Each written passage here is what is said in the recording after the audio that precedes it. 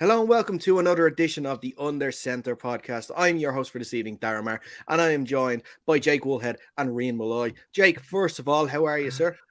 I'm living the dream every week, every day of my life. And Rian, it's great to have you on again after actually just seeing you yesterday. How are you? Or not yesterday, sorry, I should say last That was Saturday at my the brother. awards night. Yes, yeah, no, that was great night was had. I didn't need my therapy session this week because we had a Panthers W. So yeah, that's why I was missed on last night's show.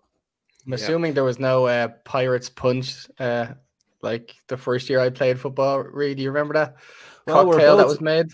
We're both here alive, so no, there was not. Okay. Well, one of our new guys tried his best to kill us by trying to get us shots of whiskey at the bar for most of the night. So it is a bit of a miracle that we are still alive, but it was a great night. And thank you to the Pirates organization for setting it up.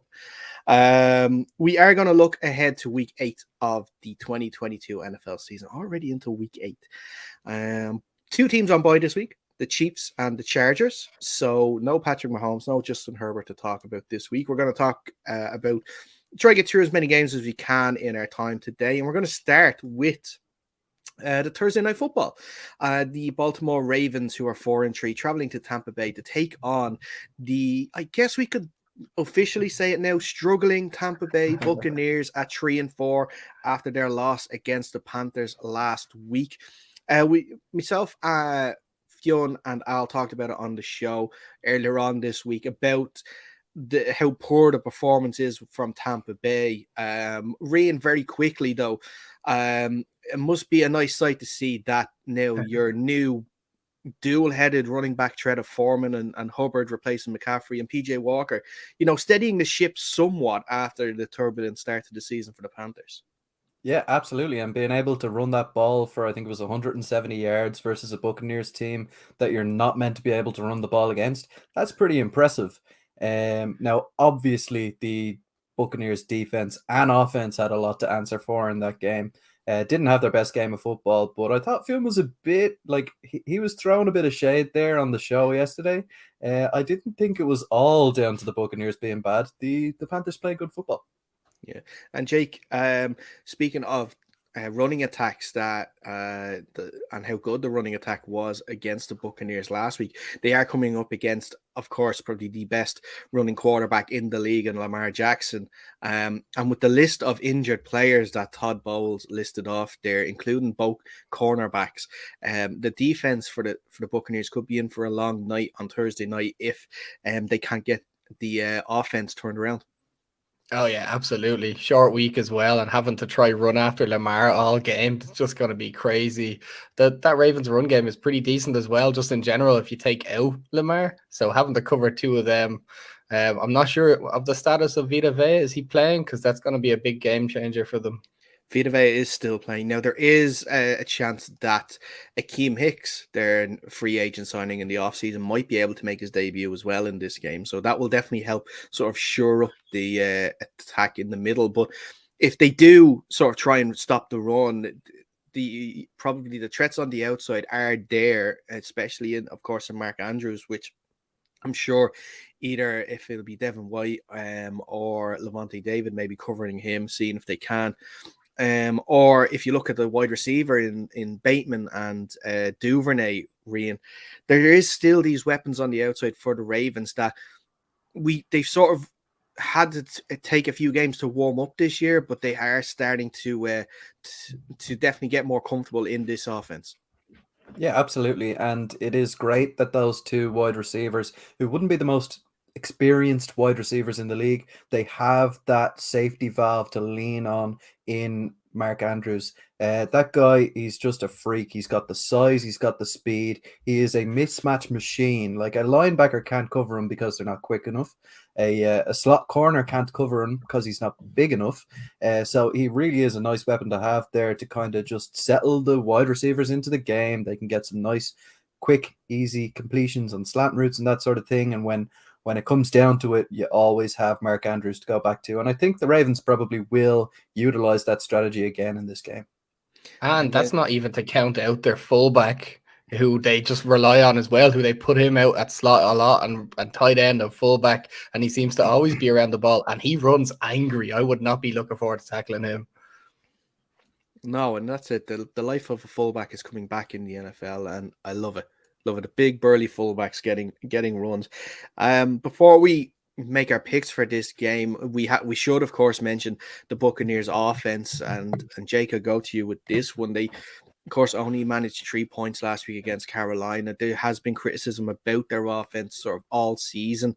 And it's just Tom Brady has looked off, whether it is anything to do with the off the field sort of issues that he's going through, or the fact that maybe he should have called it a year last year and this year is just 1 year too many. But you know, with the offensive weapons they have, and the fact that especially with someone like Leonard Fournette in the backfield, we should be expecting more from this Buccaneers offense. Yeah, 100%. It's just so disappointing to see it. Like Tom Brady, like as you said, should have hung his cleats up last season. This was like a farewell tour, and it's just not going well for him at all. So it's a bit sad to see, but again, I don't really care for him. But I just think he's played in too long now that I just want him out of the league finally. But yeah, I seen a stat there through the first 7 weeks of any season in the NFL. This is the worst rushing team there has been ever historically. So I think that's just a bit crazy. I'm not overly concerned about them throughout the season. They'll squeak a few wins here or there. Relatively weak NFC East compared to the NFC compared to the AFC. So they'll make the playoffs, and you know, you can't ever really count out Tom Brady until we finally see him hanging up his cleats. Well, he did last year and he still came back. So, look, it's not always guaranteed when he says he's hanging him up. But look, let's get into game picks on this one. Rian, I'll go with you first. Who have you got? I've got the Ravens in this one, and the reason I have them is that the Buccaneers are on a short week. Tom Brady looked tired in that game against the Panthers. He's going to be exhausted coming into this game. So I'm going with the Ravens. Yeah, I'm also going to stick with the Ravens on this one. Same reasons if you said, Rhea. I just think that Buccaneers offense needs a lot of work. The lack of Arians in that since he retired has really been shown, and Todd Bowles just doesn't seem as up to the challenge as Arians was. It's a short spread. It's only -1.5 for the Ravens, so it's a pretty close game. And that's a Buccaneers home field advantage, so it's a pretty even game. Yeah, I think I'm going to go for the Ravens in this one myself. I think the amount of players that they're missing, first of all, on the defense, the offensive line issues are still a thing as well. They have lost a key offensive personnel in that middle. I just think that the Ravens defense is getting better each week as well. And I think that I wouldn't be surprised to see another no touchdown game from Tom Brady again in this one. So I'm going to go for the Ravens win. And I think actually it might be quite a comfortable Ravens win in this game. But let's move on to Sunday's games. And the first one on Sunday is the third and final game of the London series this year. And that is the Denver Broncos at 2-5 taking on the Jacksonville Jaguars, who are also 2-5. Not records that we would have expected to see at the start of the year. Russell Wilson is tending towards playing in this game. I think we all saw the tweet and the reporting from during the week where he was doing stretches up and down the aisles during their 10-hour flight. Now, I think Rian, you mentioned it. If he was doing that on any of our flights, I think he would have not gotten a good reception to that at all for sure. But the Broncos are struggling. Rumors now coming out that if they lose this game, that there could be potential sales before the trade deadline next week. Bradley Chubb is a name being rumored. Same with Jerry Jeudy and KJ Hamler. But Rian, I'll start with you first on this one. The Broncos' problems are continuing to mount, and with Russell Wilson, probably only a 50-60% Russell Wilson available, it's still going to be a difficult game against the Jaguars. Yeah, 100%. And I think it is now starting to really tell kind of how much the whole debacle with Russell Wilson is showing. I can't see a guy doing stretches and workouts up and down the plane going down well with any of the football team. And, I kind of think that's going to lead to a disjointed dressing room, even on the defensive side of the ball, right? They know that this guy is now the face of the franchise, and he is just really not the type of person that they want on their team. So if this game does go badly for the Jaguars, I genuinely do see a fire sale situation happening, because they do have a lot of guys who are due money in the next couple of years and are on big contracts. And really, they've sunk so much into that Russell Wilson contract that they will need to start from scratch. They need to get those young guys in and basically make sure they have cap moving forward for the next 3 or 4 years. Yeah, Jake, and this you isn't mentioned.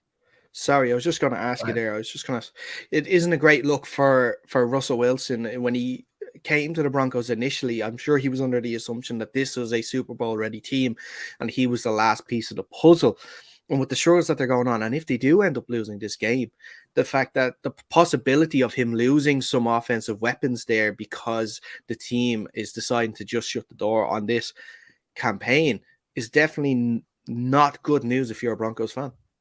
No, absolutely not. I don't know whether I completely buy it. You don't go all in on a quarterback like Russell Wilson and then sure, the season's gone to shit a bit so far, but you can't just start throwing your toys out of the pram and now your next year is going to be struggling because you don't have any offensive weapons again because you've traded them away. I did also see just today that pending a losing situation to the Jaguars on Sunday, Nathaniel Hackett's job could be gone from underneath him if he loses badly enough to that one. So again, this could be this just seems like rumors now, because I just can't see giving up that capital and getting Russell Wilson and having all these quality players just because your season's going bad. I just don't see them giving them away right now, unless somebody blows them away with an offer, but I don't see it. Yeah, well, one side of this that we have to look at as well is the Broncos defense, because they are the reason that they are still in a lot of these games this year. They actually haven't conceded more than one touchdown other than week 1 against the Seahawks. So their defense is understandably strong. And Rian, against a Jaguars offense and Trevor Lawrence, who at times have played well this year, but he's still sort of struggling a little bit, Lawrence, to get used to the NFL level. And now the fact that they've given full confidence in the starting job to Travis Etienne in the backfield after letting James Robinson move over to New York. Yeah, I think that's a bit of a risk, to be honest, with the whole James Robinson move. I understand that Travis Etienne is a quality player and he looks to be growing and growing in this offense, but a lot of teams nowadays are going for that kind of 2 running back combo, kind of the 1-2 punch, a guy who can do one thing and a guy can do another thing. And relying so heavily on ETN, I don't know if it's going to be a good idea. He's not the most physical back in the world. I don't know if he's going to be an every down back for them. And who do they have to replace him then after that? This should be a promising season for the Jaguars based on the way they've been playing. Maybe not so much in their results, but they have been playing good football. If ETN goes down, you can pretty much tank the season as it is, because Trevor Lawrence needs that kind of presence in the backfield that he can rely on to do the things we know he's capable of doing. It's Jermichael Hasty and Snoop Connor behind him now. Just checked for you. So not the Hasty. most inspiring of backfields, really. Jermichael Hasty of 49ers fame. I remember he him was playing for them. Yeah, he was actually.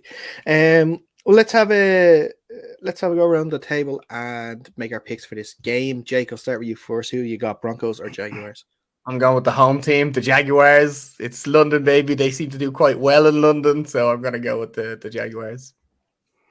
I am also going to go with the Jaguars because I'm loving this whole let's ride to the bottom. Fuck the Broncos. Fuck Russell Wilson. Let's go Jags. I'm actually leaning towards Denver in this one. I think this is the turnaround game for them.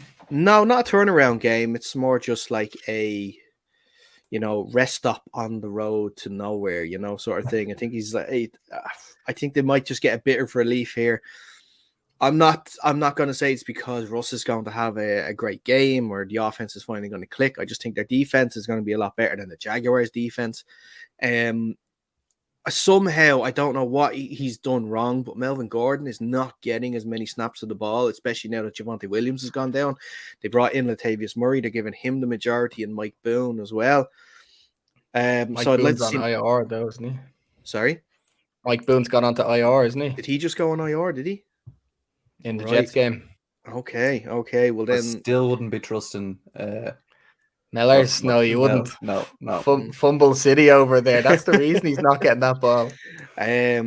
but even just for my own fantasy football team, I need him to do. I need him to do something, with the football this weekend. The Jaguars seem to be just not a crossroads, but you seem to be stuck a little bit at the minute. You know, their high profile signings in the off season haven't worked again. You know, Christian Kirk is not getting the targets and he's not getting the productivity for that massive contract.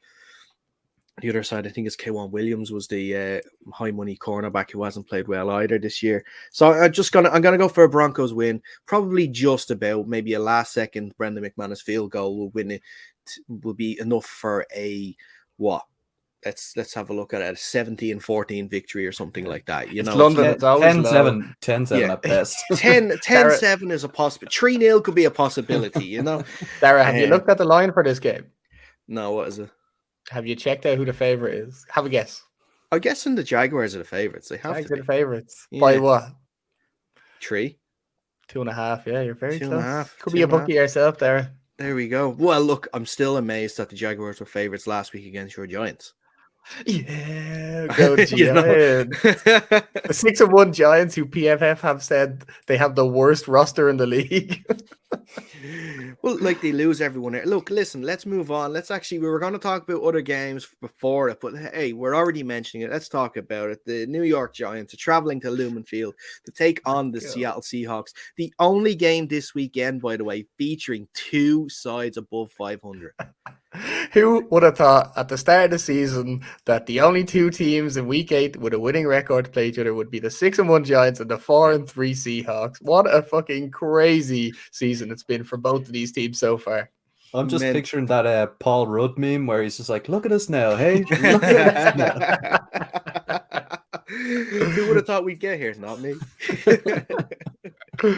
but Rian, you are the impartial one between the three of us here on this game, particularly. What are your thoughts heading into this one on Sunday? Well, I'll give some brief thoughts because I want to really be like an audience to the whole thing. But yeah, look, I had the bad look of backing against the Giants when they played against the Ravens because I thought the Ravens were a better team. And now I think the Seahawks are a better team. But you know what? I'm all on that Giants wagon. I am taking them all the way to the Super Bowl. Not really, but I can see them like this is a good game for them. It's a winnable game. They could go to 7-1, and who would have thought? So yeah, I'm gonna say that I'll go with the Giants, and now I want you guys to discuss. Jake, I'll let you go first. No, I want to hear your side before I start making my my argument. I want to judge what level I should go to. All right then. It's interesting. I'm still waiting to see now. I don't particularly expect it to happen, but I have to wait and see what the fitness of DK Metcalf is like. I don't think he's going to play this week. By all the humming and hawing from Pete Carroll's press conferences, I don't think he's going to risk him this week. Although it is good news, it's not an IR job. It's only maybe 2 weeks or something like that. I backed the Seahawks to win last week against the Chargers, but I was still surprised at the way they beat the Chargers last week. The defense is starting to turn a corner. The only issue that I have with the defense is their play against the run, and that's the Giants' strength, and especially with Saquon Barkley. Especially, we've seen the video probably of him like cutting 3 or 4 times in that run against the Jaguars, and that just seeing something like that just terrifies me, thinking he'd go up and down Lumen Field doing that all week. But on the other side of the ball, Seattle have their own very good running back that can cut, and who's very patient and then can just find the gap and then just shoot. And if he's gone, he's gone. You're not catching him, and that is Ken Walker. 168 yards, 2 rushing TDs last week. Air NFC Player of the Week last week. It's just going to be. I think it's just going to be a fun game. You know, yeah, I'm excited. I am excited for this game there. I just think of any of the teams, which is just a bit of fun to watch, it's going to be this one. I'm admittedly scared of this playing the Seahawks. Just the way the Giants defense plays the run is also soft. You still will have a pretty decent air attack, which has been okay for us. So, I mean, it's all going to come down to them blitzes from Wink Martindale on the Giants defense. Whether or not there's a little game plan to out plan these blitzes, a few screens or whatever, it's going to come down. It's going to be a lot of fun. That is one underrated matchup as well this weekend that I don't think is going to get a lot of air coverage, but it's going to be really fun to watch. It's going to be Charles Cross against Kayvon Thibodeau. It's going to be really good, that one now. The two rookies coming up against each other is going to be a really interesting thing to see. Like you're saying about... Sorry. Go ahead. No, you go ahead. No, I was just going to say the blitz packages that the Giants defense, thank you, is going to come up with is going to be interesting because the way Gino's read the game these first 7 weeks has been quite good, and he's read defenses quite well. He's seen blitzes come and he's been able to figure them out. Apart from the Cardinals game where he wasn't able to figure out their disguise blitzes really got to him. I don't know, Jake, is Wink Martindale's blitzes more obvious, or would they be more like that? They're super exotic. He just brings everybody up to the line and then just drops some randomer into coverage while hitting you with like a slot blitz or something like that. You don't know where the pressure is coming, and that's what people hate about it, because he leaves a lot of like linebackers having to get back into coverage, which they're not good at when they're at the line of scrimmage. But also, you don't know who you're going to be blocking before the ball is snapped. Yeah, can I ask one question before we move on? Of course you can. Okay, so the first quarterback since 1936 to rush for over 100 yards for the Giants. Do you, Jake, if you are the general manager, do you sign or franchise tag Daniel Jones after this season? I'm starting to turn on that one. I was against it because, let's face it, he hadn't played great, and now he's just starting to turn around. And I'm not saying let's sign him to a big record deal. He doesn't deserve that. I'm certainly not going to franchise him for whatever it might be, 35 million for the year. But I wouldn't mind giving him an above average 2 to 3 year deal and see how he plays out on that one, because the way I'm thinking of it now, at the start of the season, I was assuming we were going to be picking quite high for a quarterback. And now it's going to be we're picking around the 20s because we're getting to the playoffs. And we've probably talking about maybe 4 or 5 teams looking for a quarterback this year. So I'm like, what's the point? We keep Daniel Jones for 2-3 years on a fairly reasonable contract. Then we can still re-sign Saquon Barkley. And then, I mean, see where we go from there instead of having to scramble around for the 4th or 5th quarterback in this draft or trade away the future, which we won't be able to do because other teams have more capital than us. You do have 2 first-round picks next year as well, don't you? I don't think so, no. You know? Oh, no, was that this year? Yeah, sorry, 2 this year, yeah. Yeah, 2 this year. Sorry, my apologies. It's interesting. Now, I like the idea of using or of you keeping Daniel Jones. It just means that there's one less team to worry about when we try and draft one next year. But the way that Gino's on, they might keep him and try and get someone in a later rounds and have him sit behind Gino for a year or two, the way it is. But listen, let's go to game picks on this one, and Rian, I'll let you go first. Well, I already played my hand on this one. I'm going with the G-men from the Big Apple. Let's go, Giants. I'm going to go with the Giants, obviously. I'm all in on this year for the Daniel Dollar, Saquon Barkley, day ball train. I'm all in. All right. Well, I'm all for the Geno Express here. I'm hopped on. I'm ready to go. And it's going to be Ken Walker pushing the train all the way to the end zone and winning that game for us, hopefully. No, it's going to be Sunday. the fastest QB in the league winning the game for the Giants. Well, if he doesn't trip over. If he doesn't trip over. That Lumen Field, could be trippy. Let's move on and let's have a quick chat about... Maybe we'll chat about this game, not just for its for the 2 teams that were involved, but how interesting the game could end up being, because Rian, of course, you are the Panthers fan. So let's talk about the Carolina Panthers traveling to Atlanta to take on the Falcons. The Falcons have taken a few scalps this year of big teams going 3-4. They obviously had that big blowout loss to the Bengals last week, so they're going to be coming to bounce back from that. The Panthers, like we mentioned, that big 21-3 victory against the Tampa Bay Buccaneers last week. PJ Walker is 3-1 as a starter. Is he going to go 4-1? God, I hope so. No, and the reason I'm saying that is, like, I don't really care about this season. If we make the playoffs by just being relevant enough to stay in the NFC South leaderboard, that's fine. But I don't care about the season. It's not going to be a good one for the Panthers. But I do want to see them win this game, and that's simply because if they win and the Buccaneers lose, the Panthers are going to be leading the NFC South on 3-5.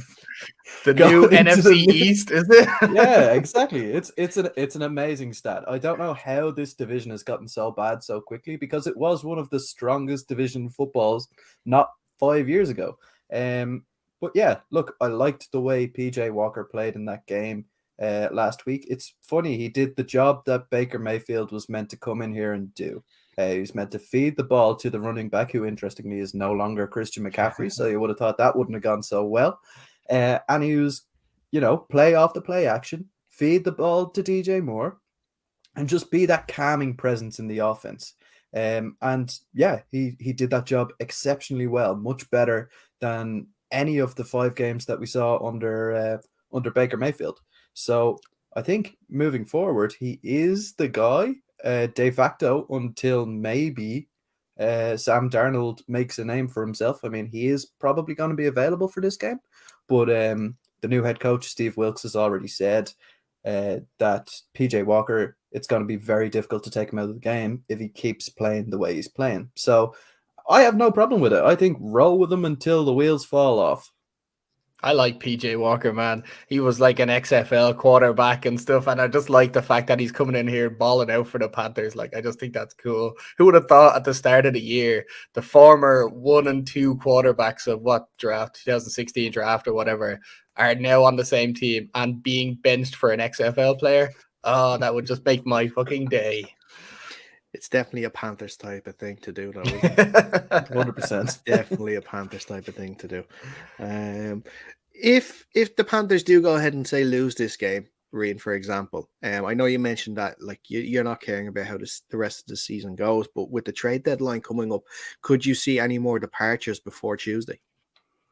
I mean, with the kind of sounds that are coming out of the building at the moment, right? They're making guys available, but then we heard earlier on in the week that they declined 2 first-round picks for Brian Burns. And I mean, Brian Burns has been an exceptional player for the Panthers, but you cannot turn your nose up at 2 first-round picks. So yeah, it's an interesting one there, but by the looks of it, I don't think they're going to make that move. They've already made it clear that the guys who are going to be desirable to other teams, so the likes of DJ Moore, JC Horn, Brian Burns, they're all pretty much off limits at the moment. The only guy we might see move on is Shaq Thompson, who's coming to the kind of expensive part of his contract, if you know what I mean. And he's an older guy. They can probably at this stage afford to move him on, considering they did draft a linebacker this season in the NFL draft. Yeah. It's interesting. Sorry, go ahead. I was just going to say, Reed, did the report include which team was due to offer 2 first rounds for Brian Burns, or was it just a team? I didn't hear. It was one of these, NFL insiders say that 2 first-round picks were offered. I have my doubts on that. It was actually an offer. That could be just trying to put the price out there for teams, but not saying obviously, because I doubt if a team actually offered 2 first-round picks for Brian Burns that the Panthers would turn it down. Not a chance. Yeah. And it's another one of these things, right? He's due to be re-signed in the off season, so the guys who sign him are going to need to have a bit of cap space moving forward. And I don't think anybody who's really like in contention who would want a guy like Brian Burns are going to be able to afford to give him that contract. So I think he's pretty much off limits to everybody. Mm-hmm. Let's go around and do the picks for this game. Jake, I'll start with you first on this one. I think I'm going to go with Reed's Panthers here. I think he stuck up for my Giants. I'm going to stick up for his Panthers. I think it's an interesting game. And I certainly want you to get your win, Reed. Yeah, no, I'm going to go with Jake and say, look, the Falcons are a better football team, but you know what? PJ Walker, balling out. I'm going with the Panthers. Well, for the same reason that you went with the Panthers, because Rian went for you, I'm going for the Falcons because Rian refused to go with me on the Seahawks. No, anyways, I'm still on that Geno train. I'm just more on that Dayball train. You're on more of the Dayball. That's fair enough. Yeah, I am going to go with the Panthers, or not the Panthers, sorry, the Falcons on this one. Only because I think that the Falcons run defense is a lot better than people give it credit for, and I think they'll be able to do some things against that rushing attack. They were awful in the pass game against who was it last week? Against the Bengals last week.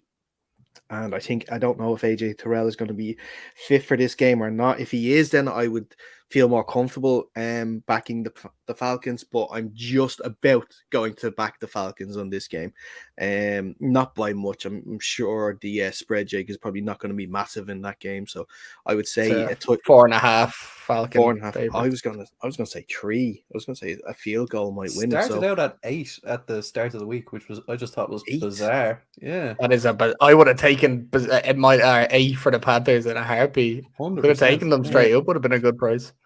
Yeah, for sure. We'll move on though, and let's have a look at the 2 primetime games this week. We're going to start with the Sunday night football, and that is, of course, the Green Bay Buccaneers. Or Green Bay Buccaneers. It is the Green Bay Buccaneers. Well, they both Green look the Bay same. They're both Packers. shit offensively. Yeah. Aging quarterbacks. Yeah, I get it. The Green Bay Packers are traveling to Buffalo to take on the Bills. The Bills coming off their bye week. The Packers coming off yet another loss, this time against the Washington Commanders and Taylor Heineke. Guys, this Green Bay team, I mentioned it on the show, in our review show earlier on this week, that there's something rotten to the core in this Packers organization at the moment. I think whatever it is hasn't come out yet, and it's going to come out soon. And I think it's going to put an end to their season. Just Rodgers blaming teammates, not looking after himself and everything like that. It's not great. And I can only see a Bills victory in this game. But Jake, who are you looking at? Yeah, a stat I seen during the week. This is one of the first times in Aaron Rodgers' career that he's a double-digit underdog to win the game. He's minus 10.5 at the minute for the pack or the Bills. So just a pretty damning stat there or handicap for you. But yeah, I don't know. I can't see any other way than this could go the Bills. I just think Josh Allen's far too strong. That defense is pretty good. And there's just a lot of weapons on the Bills now, and they're just rolling. He's going to get like 2 touchdowns himself running in. Probably it's just going to be a steamroll for the Bills to win this game. And Aaron Rodgers' comments about the Bills were a bit revealing of what he feels like his own roster construction. He mentioned the Bills, good quarterback, good team, and then he just said have Jake Kumro, who was a wide receiver on the Packers and got, I don't know, traded or signed as a free agent. He can't let that go. No, he's still salty about it, especially seeing his own wide receiver deficiencies now.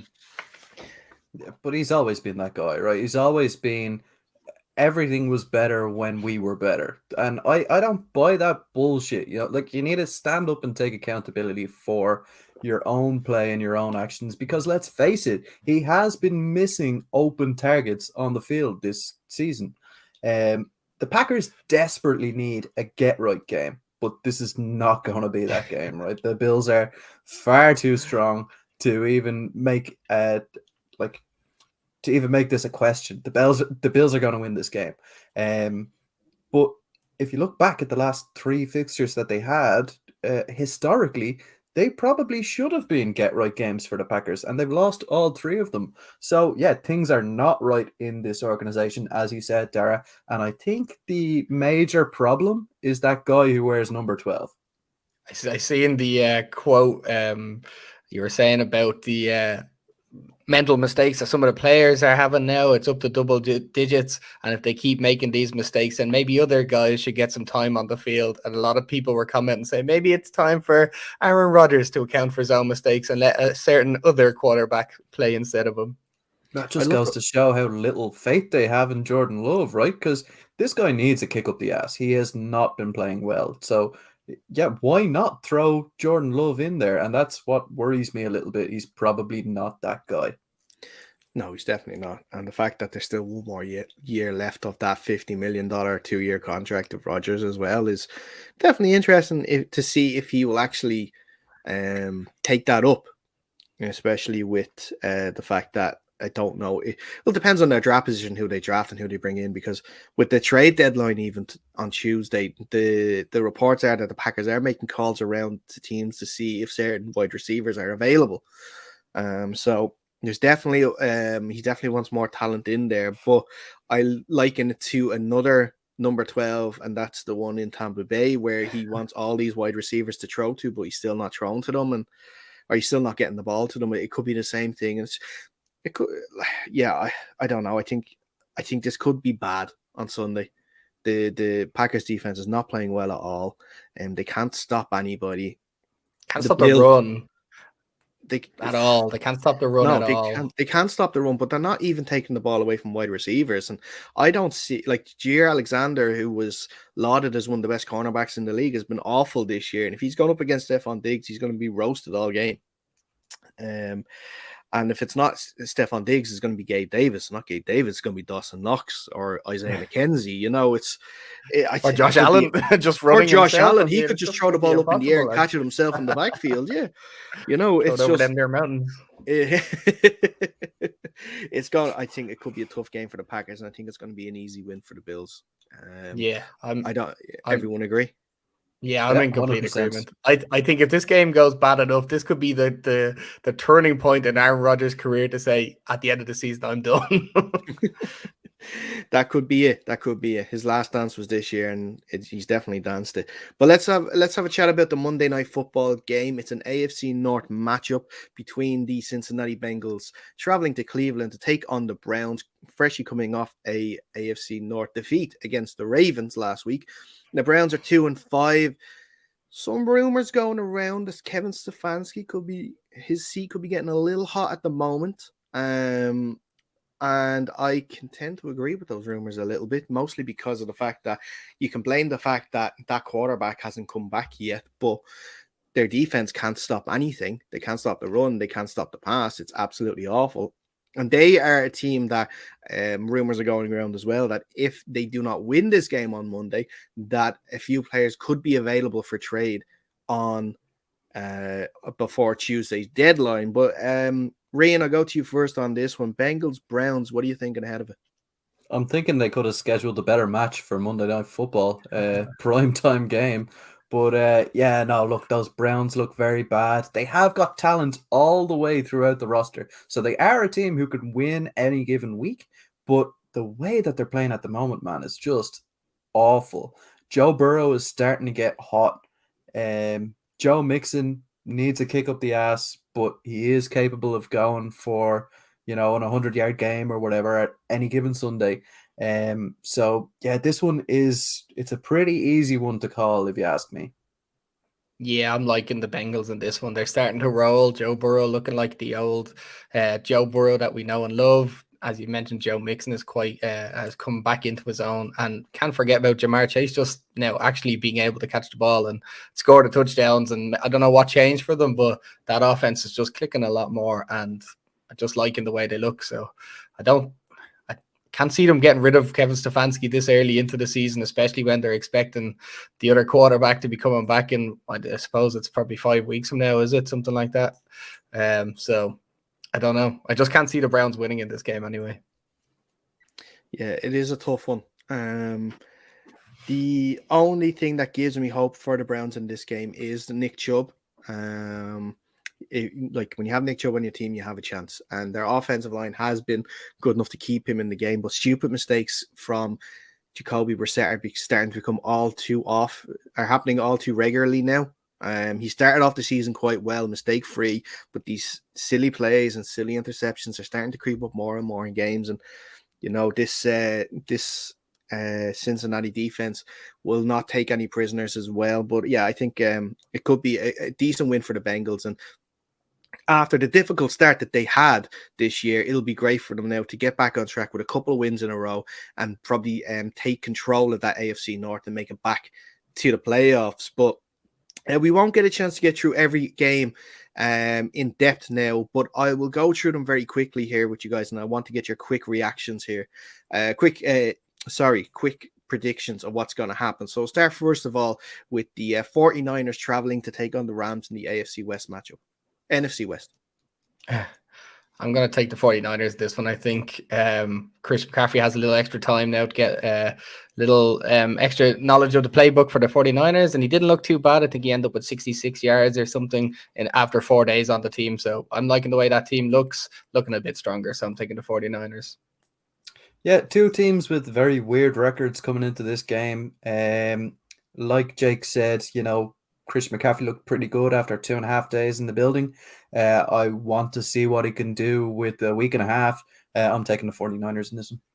Yeah, I think it's a clean sweep here with the 49ers for me as well. Interestingly, the Christian McCaffrey actually had over 100 scrimmage yards against the Rams just a couple of weeks ago while still playing for the Panthers. So he knows what that defense is like, and I think he might end up doing it again. The only thing that could stop the 49ers winning this game is if you give the ball to Jimmy G too many times, because we saw what happened against the Chiefs on Sunday. The Commanders traveling to take on the Colts. The most interesting part in this game is we are seeing Sam Ehlinger versus Tyler Heinicke, but also we're seeing the great battle of Jim Irsay versus Dan Schneider. I say put them both in at quarterback. Leave the quarterbacks to the owner's booth and let the old fellas box it out. I'd love it. Yeah, Jim Irsay was very vocal before the owners' meeting a couple of weeks ago, saying that Dan Schneider should be removed as an owner. But looking at purely the football side of this, Rian, you first of all, who have you got? I think this is an interesting one. The Commanders are looking a bit stronger now, but also the Colts have that kind of wild card at quarterback with Sam Ehlinger, so there's no, tape on him. He's more likely to get out of the pocket and scramble with the football than Matt Ryan ever was. So I'm going to take the Colts in this one. Yeah, Colts are the favorite in this one, 3 points, even with a rookie quarterback coming in probably for his start. So I always think they're just a bit weird games. The defense coordinator of the other team doesn't seem to have any film on them, and then just don't know how to game plan around that. But I still feel like this could be a Commanders win. This could be the time that Taylor Heinicke plays a bit better, and that defense can now kind of stuff up a rookie quarterback. So I think I'm leaning the Commanders on this one. Yeah. Well, see, you can change your quarterback all you want, but the issue for that Colts team is their offensive line is terrible, which means they can't give their best player the ball and let him do damage to teams. And that is, of course, Jonathan Taylor, who's been, I think, the 31st out of 32 qualifying rushing players this year. He's been absolutely terrible, especially for a first-round fantasy pick. He's not been giving back what he should be. So I think until they can get that right, I can't back the Colts in any game, so I'm going to go for the Commanders in this one as well. One thing before we move on, Sam Ehlinger is the longest tenured quarterback within the Colts organization on that roster, so maybe he has a better grasp of the offense than either of the other two guys. And how many life games has he played? 0. He was the king of the preseason anyway, so I think he averaged 10 yards an attempt during the preseason, so he definitely can throw it, but that's against preseason teams. So let's see what happens in an NFL game. You saw it there briefly. Chicago Bears traveling to Dallas to take on the 5-2 Cowboys. The Bears with a stomping victory over the New England Patriots on Monday night. They beat both Bailey Zappi and Mac Jones in that game. Jake, you first on this one. Who are you looking at? The Bears looked a little bit stronger this weekend against that or Monday night, whatever it was, against the Patriots team. But the Patriots team has looked pretty terrible. But I'm going to go with the Cowboys in this one. Dak has come back. The team is still quite strong. They're 5-2 now. They want to keep the ball rolling, and probably one of the better duos in running backs in the NFL right now in Tony Pollard and Zeke Elliott. So unfortunately, I'm going to have to pick the Cowboys in this one. Yeah, I would say probably one of the better running backs in the NFL in Tony Pollard. Zeke can go in the bin. But yeah, the Bears have been looking stronger and stronger. They probably should have won that game against the Commanders. They roared to victory against the Patriots. And I think this is it's a difficult game to throw in when they're just building momentum. I can't really see them overcoming that Cowboys team. So I'm going with Dak on this one and going with the Cowboys. I'm not going with Dak on this one. I'm going with the Cowboys defense. And that Cowboys defensive line that's going to terrorize Justin Fields for this game. And I think that the Cowboys will win this game, but it'll be a lot closer than people think. For these last few games, I want one-word answers for this on who you think is going to win. So we'll start with the New England Patriots traveling to take on the Jets in an AFC East matchup. Jake and then Fionn. Jets. Tie? Jets, probably Jets. If it ends up being a tie, I'm going to actually let you take over this show and be yours forever, because I think 0-0 tie. Some calls 0-0 tie. Yeah, I'm actually going to go Patriots on this one. I think there's a lot of injuries on the Jets, and I think we might just see a down week this week, especially with sort of underperforming Zach Wilson a little bit too. Next up, staying with a team in the AFC East, that's the Miami Dolphins, traveling to take on the lowly Detroit Lions.